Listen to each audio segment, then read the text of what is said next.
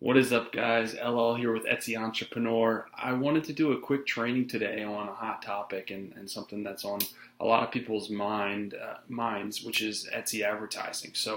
Etsy recently changed this from where you could do both Google listings and promoted listings, and they combined the two together in a tab just called Etsy Advertising. So you can find it under your marketing tab.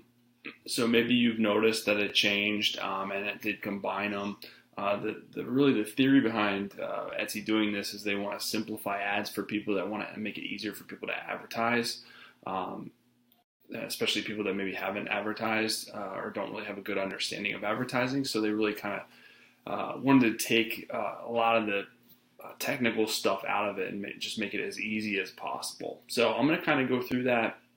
I'm going to stay away from my opinions on the new changes and just strictly help you guys out with kind of navigating through that and basically some techniques you can use to really optimize that right now, and hopefully down the road Etsy will make some changes to better serve its users. So like I said, you get to that tab through marketing and then the advertising, and then when you get there you have the option of setting your budget, and then also basically just determining if you wanted to all your items to be advertised or just some of the items advertised. So really outside of that, that's the only thing that you can control. So it's super simplified.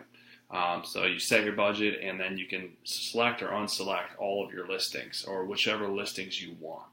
And then below that, you'll be able to sort. You can sort by basically revenue, the amount of budget that it's taken, the number of clicks.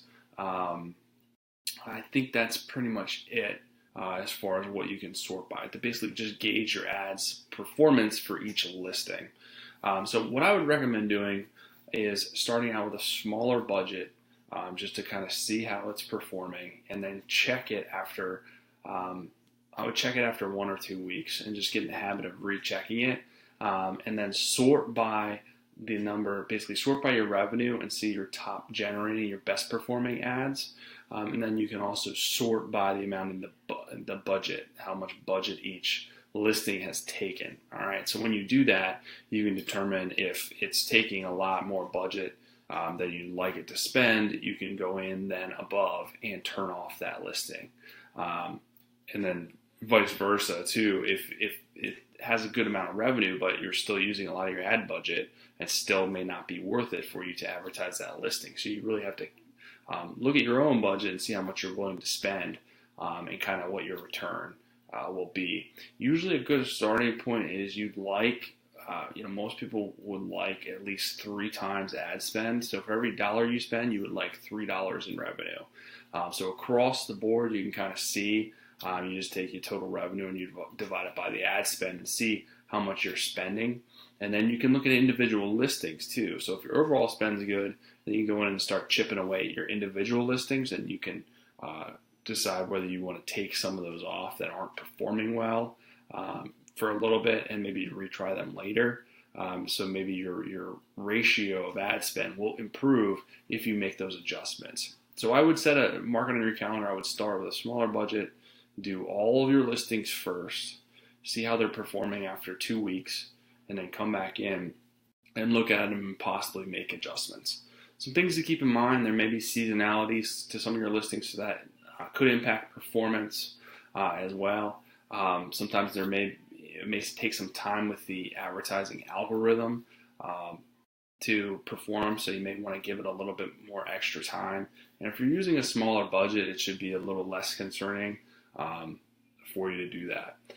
On the flip side, maybe you decide you want to advertise just your best performing listings, and you can kind of start that way and see how they do and make adjustments for those as well. I've seen people do that, where maybe you just have 10 items that are your top performing items. You just advertise those with small budget and kind of go that route to get your feet wet and see how the advertising is, get used to sorting the columns. But like I said, outside of deciding which listings to advertise and your budget, that's it. There's no cost per click controls anymore. There's no big cap controls anymore. So all of those things are gone.